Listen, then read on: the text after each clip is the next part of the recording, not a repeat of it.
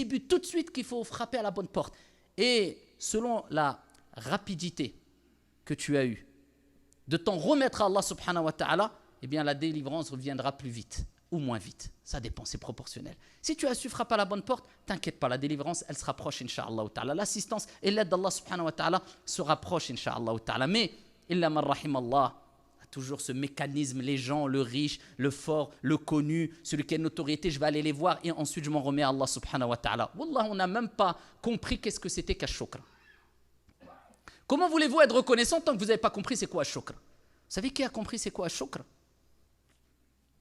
Daoud alayhi salam. Daoud alayhi salam. Il a dit Ya Rab, kayfa ashkuruk? Comment serais-je reconnaissant envers toi comme il se doit, alors que ash-shukr ni'matu mink, alors que la reconnaissance est un bienfait venant de toi. Vous avez compris ou pas? Il dit Allah, comment je vais être reconnaissant comme il se doit, alors que même quand je suis reconnaissant, le fait d'être reconnaissant, c'est un bienfait qui mérite d'être reconnaissant. Allahu Akbar. Donc il dit, on n'en finit plus. Le fait de dire alhamdulillah, d'être reconnaissant pour un bienfait, eh bien, c'est un bienfait qui mérite une reconnaissance. Donc comment je fais, Ya Rab? Allah lui a répondu, Al-an araftani wa shakartani. Maintenant, tu m'as connu et tu as été reconnaissant. Là, tu as compris c'était quoi la reconnaissance, al-shukr. Vous avez vu le niveau? Le fait d'être reconnaissant mérite une reconnaissance. Et comme tu as été reconnaissant pour le bienfait d'être reconnaissant, mérite encore une reconnaissance vis-à-vis d'Allah parce que c'est un bienfait. Et ainsi de suite. Donc comment être reconnaissant comme il se doit vis-à-vis d'Allah? C'est quand tu auras compris cela, et bien à ce moment-là, tu auras été reconnaissant envers Allah subhanahu wa ta'ala. Et tu auras été loin des négligents. Qui, c'est un bienfait, et après? Allah aime tellement la reconnaissance. Regardez la beauté de l'islam et la facilité. Ceux qui disent, ouais, l'islam c'est dur, c'est... Le prophète sallallahu alayhi wa sallam nous dit, celui qui mange et qui à la fin du repas est reconnaissant envers Allah subhanahu wa ta'ala en le louant, a la même récompense que celui qui s'est abstenu de boire et de manger. Subhanallah. C'est pour nous montrer l'importance de la reconnaissance. Bien sûr, celui qui s'est abstenu de boire et de manger, qui a été reconnaissant pour ce bienfait, l'aura devancé. Mais pour vous montrer que la reconnaissance apporte énorme. La reconnaissance apporte beaucoup. Et parmi les voies pour être reconnaissant, c'est de reconnaître et de prendre conscience de ce qu'est vraiment ash-shukr, la reconnaissance. Et ainsi, vous allez arrêter de vous plaindre. On va arrêter de se plaindre. On se plaindra toujours un peu, mais bon, l'imam Ahmed, rahmatullahi alayhi, ça c'est al-kibar, les grands, les pieux, les vertueux qui nous ont devancés. Hein. L'imam Ahmed, rahmatullahi alayhi, il était dans les derniers instants de sa vie. Kana yahin, il était en train de gémir, de douleur. Il était dans les derniers instants de sa vie. Parle pas, il se plaignait parce qu'il n'a pas sa boisson comme nous, quelquefois il a rahimallah, ou son petit dessert, ou bien parce que le lit n'est pas assez confortable, ou parce qu'il a 2 serviettes au lieu de 3 serviettes dans la chambre, ou bien, et j'en passe. Hein. Surtout nous, en France, les Français, on est parmi les plus grands experts dans le monde, je pense, en plainte. C'est vrai ou pas? Parce que plus tu vis dans un certain confort, et plus tu en veux, et moins tu es reconnaissant, malheureusement. C'est pour ça que c'est bien, quelquefois, de sortir de sa zone de confort. C'est important. Le confort, ce n'est pas interdit. Mais être noyé dans le confort, c'est très nuisible et ça pousse à la paresse. Et la paresse, c'est une maladie, car le prophète lui-même, alayhi salatu wassalam, disait « Allahumma inni a'udhu bika min al-ajzi wal kasal ». Oh Allah, je cherche refuge auprès de toi contre l'incapacité, ne sois pas incapable. Le musulman, il est toujours optimiste, il va de l'avant. L'incapacité et la paresse. Les zones de confort. Eh bien, être trop dans sa zone de confort, eh bien, c'est néfaste. C'est pas très bon. Et comme on a l'habitude de se plaindre, eh bien, il est bon de rappeler ces éléments importants.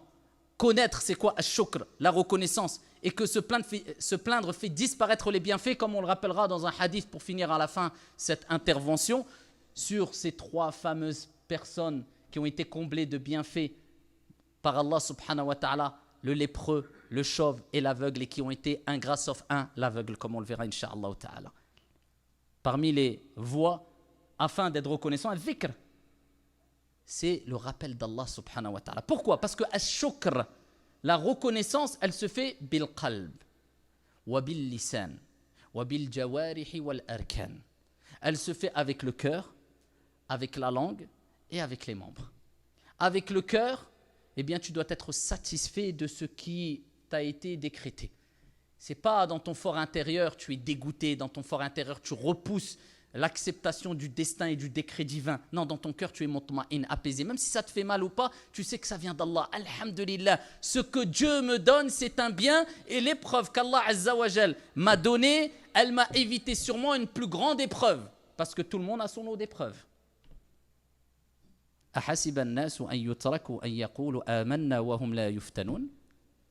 Allah le dit clairement. Est-ce que les gens pensent qu'on va les laisser dire je crois sans les éprouver? On va les éprouver comme on a éprouvé ceux qui les ont précédés. C'est comme ça, darul ibtila'at, la demeure des épreuves. Et l'épreuve, eh bien, implique normalement pour le croyant la patience. Et la patience, c'est un des plus grands bienfaits qui peut être octroyé. Et Allah subhanahu wa ta'ala dit dans le Coran, Allah accordera pleinement la récompense aux patients. Plus que cela, al-jannah, le paradis, c'est pour les patients. Salamun alaykum bima sabartum. Voilà comment seront accueillis les patients au paradis par les anges al-malaika. Salamun alaykum, que la paix soit sur vous. Bienvenue à vous pour la patience que vous avez eue. Al-shukr, ça se fait avec le cœur. Ça se fait aussi avec la langue. Comment on est reconnaissant avec la langue? En disant Alhamdulillah. Le prophète sallallahu alayhi wa sallam nous dit Inna afdala ibadillahi yawma al-qiyamati al-hammadoun. Les meilleurs des serviteurs d'Allah subhanahu wa ta'ala au jour de la résurrection sont al-hammadoun. C'est qui al-hammadoun? C'est pas celui qui dit. Regardez le shem qui est utilisé en langue arabe, c'est pas celui qui dit une fois ou deux fois Alhamdulillah. Non, ce sont celles et ceux qui ont dit énormément de fois, ils avaient pour habitude matin, midi et soir de dire Alhamdulillah. Et le prophète alayhi salatu wassalam nous a rappelé que même quand une situation est difficile, tu dis quand même Alhamdulillahi ala kulli hal. Alhamdulillah dans toute situation. Attention. C'est pas celui qui se plaint pendant une heure et après dit ah, alhamdulillah. C'était pas une option, mon frère. C'était dès le début, alhamdulillah. Ou alors avec le ton alhamdulillah. Ton alhamdulillah, il est. Et d'ailleurs, on dit pas hamdulillah ou hamdulillah. On dit alhamdulillah pour que le dhikr soit complet. Alhamdulillah, la louange complète appartient à Allah subhanahu wa ta'ala. Alhamdulillah, toutes les louanges sont pour Allah subhanahu wa ta'ala. Même si c'est dur. Parce que tu sais que pertinemment que le prophète alayhi salatu wassalam dit vrai. Et le prophète alayhi salatu wassalam nous a rappelé que tout ce qui t'arrive, qui te touche comme épreuve jusqu'à l'épine qui te pique, eh bien c'est une purification de tes péchés. Alhamdulillah. Tu patientes avec la langue et tu dis beaucoup Alhamdulillah parce que Ibn Abbas radiyallahu anhu wa an abi disait Alhamdulillah kalimatu kulli shakir. C'est la parole de toute personne reconnaissante. Et vous voyez la différence entre les croyants qu'on a connus, les générations de nos parents, et Dieu sait combien on en a vu lors de leur dernier instant de vie, sur leur lit de mort, lors des dernières minutes avant qu'ils quittent ce monde-là, combien j'en ai vu. Apaisé, serein, calme, qui dara ammi, alhamdulillah. Alhamdulillah. Wallahi, c'est un comportement qui, quand moi je médite, quant aux épreuves que j'ai vécues moi personnellement et les réactions que j'ai eues, pourtant ce n'était pas la mort. Et je dis, lui, il est face à la mort. Ajib, il est à quelques instants de la mort et il est serein, il dit Alhamdulillah. Tu vois la puissance de la religion, la puissance de la foi. Alors que combien, vous savez que dans les hôpitaux, il y a des assistants, il y a des psychologues qui font le tour des chambres de personnes qui sont dans les derniers instants de vie pour les accompagner parce que c'est très difficile psychologiquement et autres. Mais moi, tout ce que j'ai vu parmi les musulmans, alhamdulillah, on le dit, alhamdulillah. Ouais, c'est ça la vraie force. C'est pas celui qui, toute la journée, il soulève de la fonte et il se croit fort. Je dis pas que c'est interdit, hein, mais c'est pas lui le vrai fort. Le vrai fort, c'est celui qui, quand il y a les épreuves, il flanche pas. Quand il y a la mort proche de lui, bien que ça soit dur, il désespère pas de la miséricorde d'Allah, il est ferme. Yuthabbitu Allahu alladhina amanu bil qawli thabit fil hayati dunya wa fil akhirah. Allah raffermit par la parole ferme, la ilaha illallah, les croyants. Alladhina haqqaqul iman wal ubudiyya, ceux qui ont concrétisé la foi, la servitude en Allah subhanahu wa ta'ala par la parole ferme, la ilaha illallah, dans leur vie d'ici-bas, c'est-à-dire dans leur dernier instant, au moment où l'âme s'apprête à sortir, celui dont la dernière parole est la ilaha illallah, dakhala al-jannah, rentre au paradis, kama qala alayhi salatu wassalam.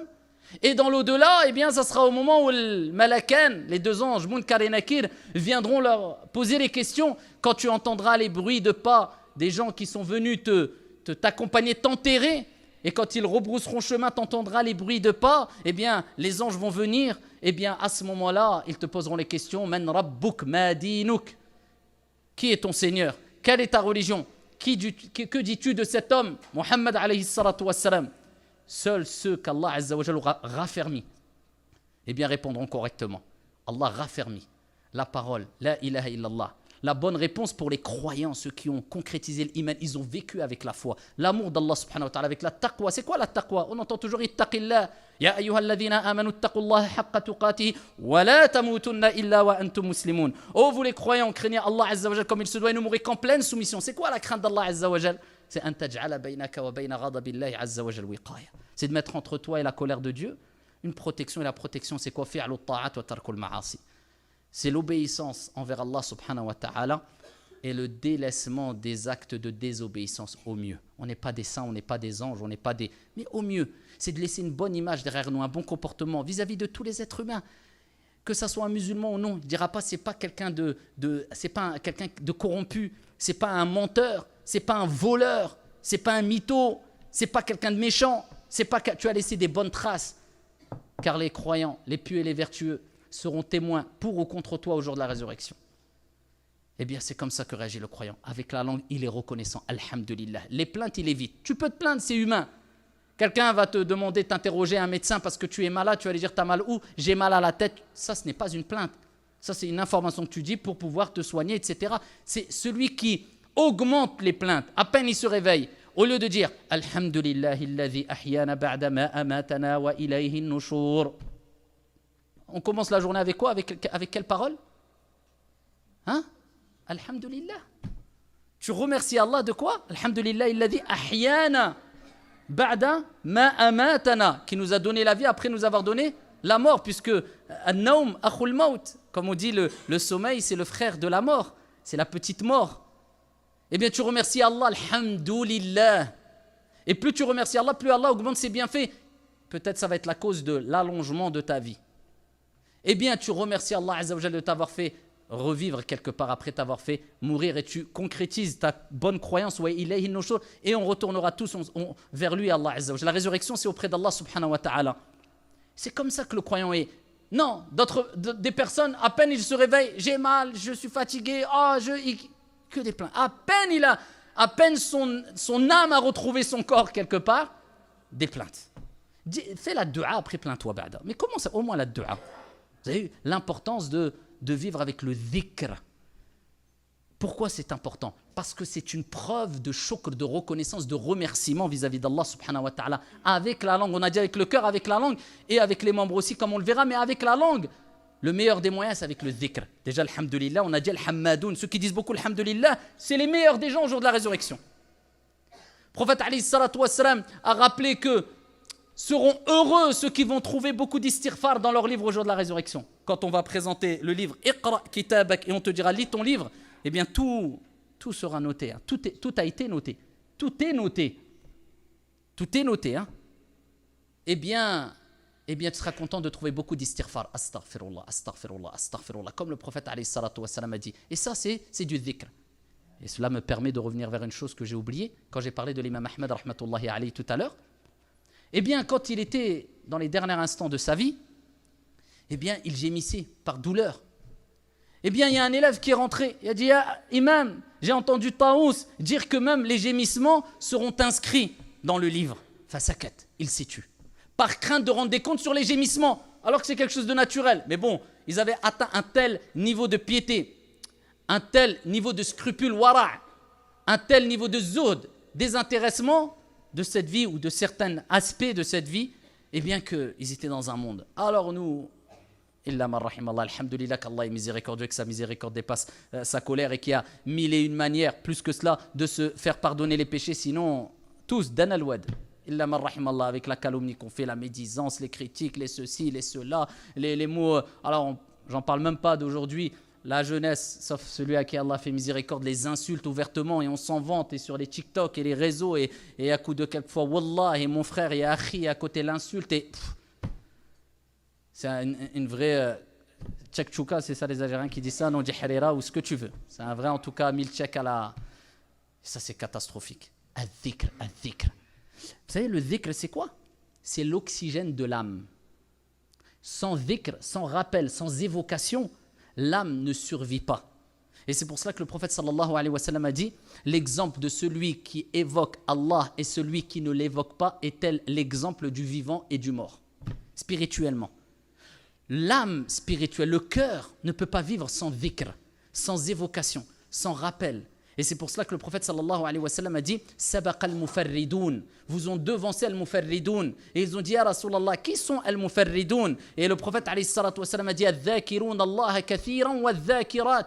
Celles et ceux qui évoquent, se rappellent beaucoup d'Allah subhanahu wa ta'ala. Et Allah dit dans le Coran وَالذَّاكِرِينَ اللَّهَ كَثِيرًا وَالذَّاكِرَاتِ أَعَدَّ اللَّهُ لَهُمْ مَغْفِرَةً وَأَجْرًا عَظِيمًا. Celles et ceux qui évoquent Allah. Il ne s'est pas arrêté là, Allah. Ça ne suffit pas de temps en temps, subhanallah, alhamdulillah. Non.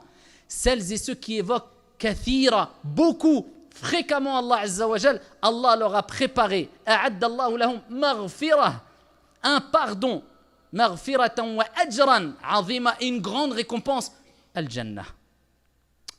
Et Allah, quand il parle des hypocrites dans le Coran, il dit, et ils évoquent que très peu Allah Azza wa Jal. Mais ils évoquaient Allah ou pas, les hypocrites? Oui, mais très peu. C'était de l'hypocrisie, mais même eux évoquaient Allah Azza wa Jal. Donc, le croyant se doit d'évoquer beaucoup Allah subhanahu wa ta'ala. C'est pour cela que nous avons les invocations du soir, les invocations du matin. Nous avons les invocations et les évocations avant de rentrer à la maison, en sortant de la maison, quand on prend notre monture, quand on veut manger, quand on termine de manger, quand on... Toutes ces invocations, ça nous permet quoi? D'avoir de l'oxygène jour et nuit pour que notre âme ne cesse de continuer à vibrer quand elle est confrontée au rappel d'Allah subhanahu wa ta'ala. Elle vit, c'est une âme qui vit. Pour ça, il faut fréquemment évoquer Allah et apprendre les invocations, toutes ces petites invocations qu'on doit apprendre dès le plus jeune âge. Et tout s'apprend, alhamdulillah, il n'est jamais trop tard. Et c'est toujours des petites invocations courtes, lourdes de sens et de récompense. Parce qu'Allah Azza wa Jal, cette grande récompense, il ne la limite pas pour des savants ou je ne sais qui. Il veut que ça soit accessible pour toutes et tous. Et par toutes et tous. C'est pour ça que c'est facile. Regarde, je vous donne un exemple. Le prophète sallallahu alayhi wa sallam nous dit la meilleure des invocations, la meilleure. Il dit c'est quoi? Allahumma inni as'aluka al-afwa wal-afiyah. C'est compliqué ou pas? C'est la meilleure des invocations. Pourquoi? Tu demandes ce que l'être humain a besoin ici-bas et dans le delà.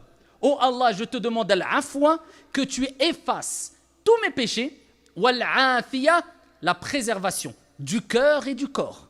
Donc si tu as la bonne santé physique et la bonne santé du cœur, qu'est-ce que tu veux de plus? Oui, Allahumma inni as'aluka al-afwa wal-afiyah. Mais les invocations du soir et du matin que vous retrouvez dans les citadelles du musulman, les invocations protectrices, les invocations, après les gens se plaignent, j'ai un aïn, j'ai ceci, j'ai cela, je vais mal, t'as fait tes du'a. Non mais voilà, t'as fait de ça une option encore, tu t'es trompé, t'es à côté de la plaque. Quand tu auras préservé tes invocations du soir et du matin, comme un salaf disait, la seule fois, quand il exhortait, c'était un des pieux prédécesseurs, il exhortait ses élèves à faire l'invocation que le prophète alayhi salatu wa sallam nous a enseigné, Bismillahilladhi la yadurru ma'a ismihi shay'un fil ardi wala fis sama' wa huwa as-sami'ul alim, 3 fois. Tu l'as fait 3 fois le matin et le soir.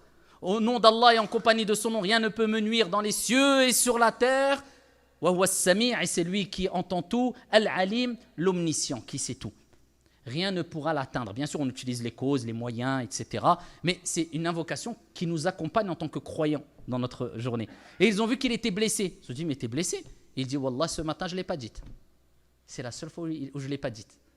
Ça, il faut avoir. Par contre, c'est une question de confiance. Encore une fois, bien sûr, ça ne veut pas dire j'ai dit l'invocation, je roule à 200 sur la voie express, c'est bon, je suis protégé. On n'est pas bête. On prend tous les textes dans leur globalité, bien sûr. Mais c'est un moyen parmi les moyens de demander Iyyaka na'bud wa iyyaka nasta'in, l'assistance et l'aide d'Allah subhanahu wa ta'ala, les du'a. Mais attention, le prophète alayhi salatu wa sallam nous dit Allah n'accepte pas l'invocation, ne répond pas à l'appel de celui qui l'invoque avec un cœur inattentif. C'est vraiment, il faut se concentrer. C'est quoi se concentrer? C'est que tu comprends ce que tu dis et tu médites quant à ce que tu dis pendant que tu le dis.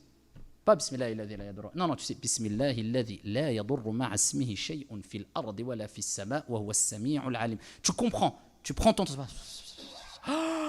tu bailles. Pas ça. On a récité le Kursi, il baille.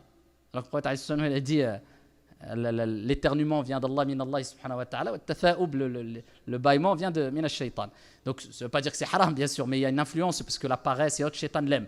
Et pendant qu'il récite le Kursi, qu'il doit faire fuir shayatin, oh Allah la ilaha illa, c'est quoi ça? Récite le Kursi, respecte la parole d'Allah subhanahu wa ta'ala, calmement, posément, comprend.